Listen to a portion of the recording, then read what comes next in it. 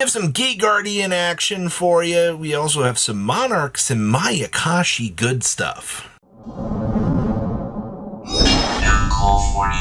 Make sure you guys smash the living crap out of that subscribe button so you guys don't miss out on more kind of one thing I will give Genesys format is no matter where I turn, there's always going to be something interesting that somebody is cooking up. And this time, it appears that somebody has a Gate Guardian list in progress being worked here, actually playing Morganite cards in here as well. Now you gotta remember, I think you can flush out your fusions and go to 3 of each because you don't really have a reason not to, especially with what you're working with here. See, they've also dedicated some love into the Solemn package, and they're using Dark Will No Mores in a scenario where you have to go second with this deck.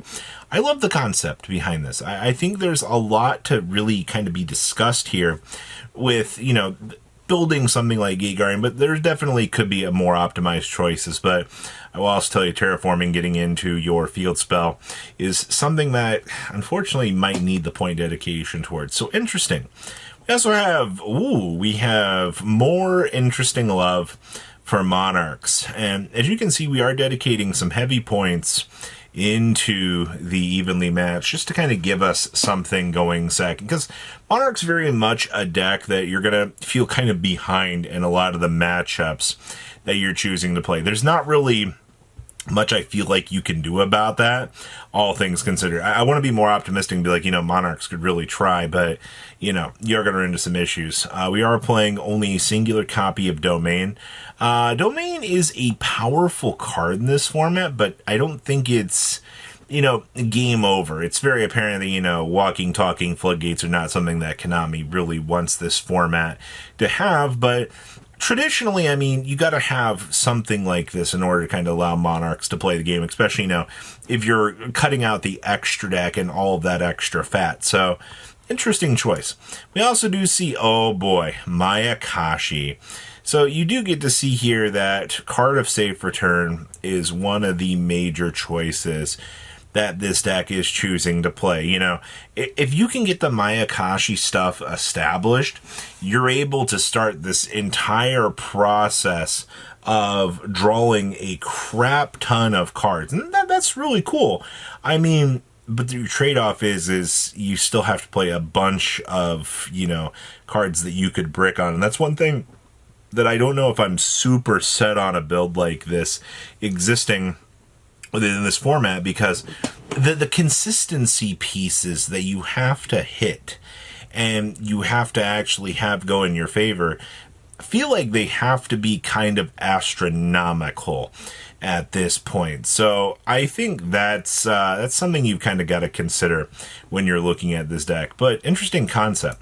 We also have the Automat Doom Z. Now, unfortunately, Doom Z has just been, it's been in such a weird position because I figured, you know, having, you know, the big guy here would be able to exponentially speed up the process. You know, you have the trap card that you can slap under this thing and you can basically floodgate your opponent out. But Doomsy actually faces a lot of problems within this format that I don't think a lot of people really necessarily expecting to see. I mean, you're even trying to get things like 7 Tachyon in here because, I mean, your strategy is Exceed based at this point. You know, you don't really have much of a choice. You need to be able to actually kind of hope for the high roll and actually kind of get things going in your favor. Typically, I mean, they can, but, you know, it kind of runs into a little bit of a hiccup along the way. So interesting to see that, you know, even with the Exceed support that we've gotten in the rank 4 department, this deck still kind of struggles in a lot of its key ways.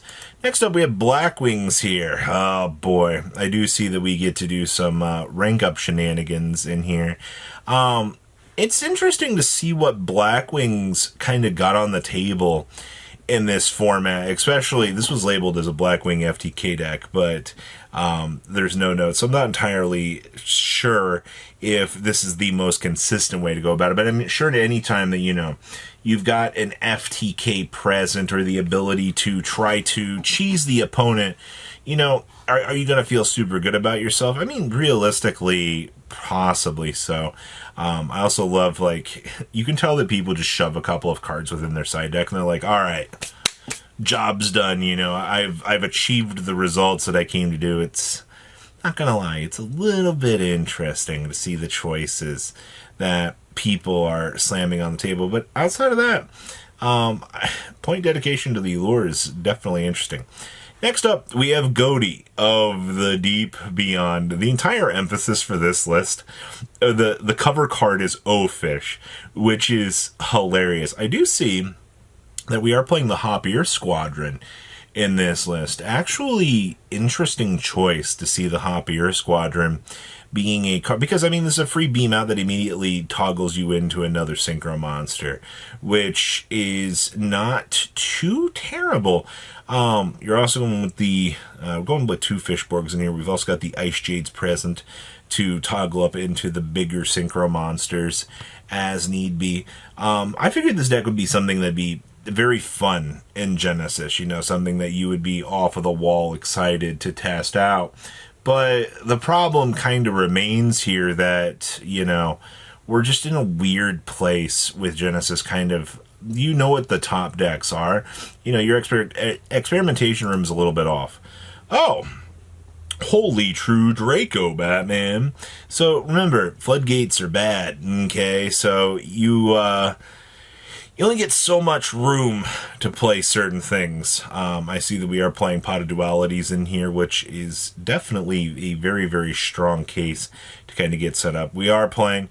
I mean, the cool thing with this deck is you can play one Masterpiece and you've basically already achieved your results, right?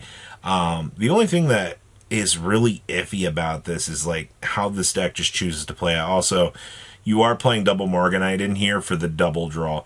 I do think that is a little bit important of a thing to kind of consider here is you need to have these tools to net you further into the deck, so you can actually choose to play the game. And you got to think about it long term as well. Kind of stinks you have to rely on Fiendish Chains in this format. Can't afford them their skill drains. Oh, interesting. We have Genesys with Ashen. Okay, so this, I guess this is about as good of a package as you're going to get in a format like this, right? Because, like, obviously, you know, the Genesys cards can't do any special summoning, so, you know, there's no point, can't even access the fusion monsters, but we can still use these as forms of interruption to kind of cleave off and mill the opponent's deck. We also do get to see, yeah, we are relying on Super Polys, but also there's the Infernal Flame Banshee. I guess, to be fair, though, this deck kind of needs to have the Infernal Flame Banshee because you have to have access to some sort of boss monster, right? And this card's job is to toggle you into a fire boss monster for you to kind of continue rolling on through. So, interesting. I didn't think of using Ashen with Runic in actual Genesys format, but if it is something that works out, interesting. Ooh, we have Trap Tricks. You know the crazy part to me about this? We have a 10-point dedication down here on Rafflesia, and I don't even understand why, because you don't even get the Link monsters, which the Links have been proven to be the most consistently important parts of this deck, man. You know, you're being forced to kind of take that step back here and go, well, crap. You know, we don't have a lot of the consistent tools that you kind of want to see. And I mean, I agree, man. Not having the best parts of your deck really, really stinks. But I mean, I guess you can just kind of roll back. Also, they're playing Lone Fires in here to roll into the plant side of the deck. That's not necessarily a terrible idea, but I feel like there could have been... Are there really better choices? I don't know. You're playing with half of a deck here without your best Link monster, so interesting. And then we have the Lair of Darkness with some Labyrinth here. First of all, kudos to coming up with probably one of the more original ideas I've seen. But Lair of Darkness is an incredibly broken concept when this actually gets the chance to, you know, do its thing. Especially, you know, when you start tributing off your opponent's big powerhouse monsters in favor through you. And, you know, you also get the Diabolsis established too.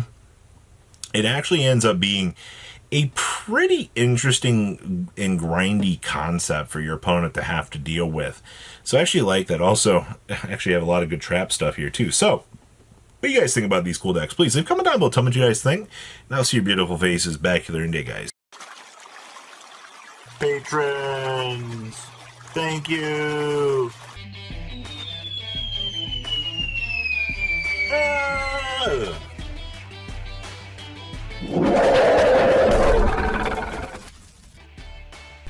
Thank you so much for watching. Check out these other videos.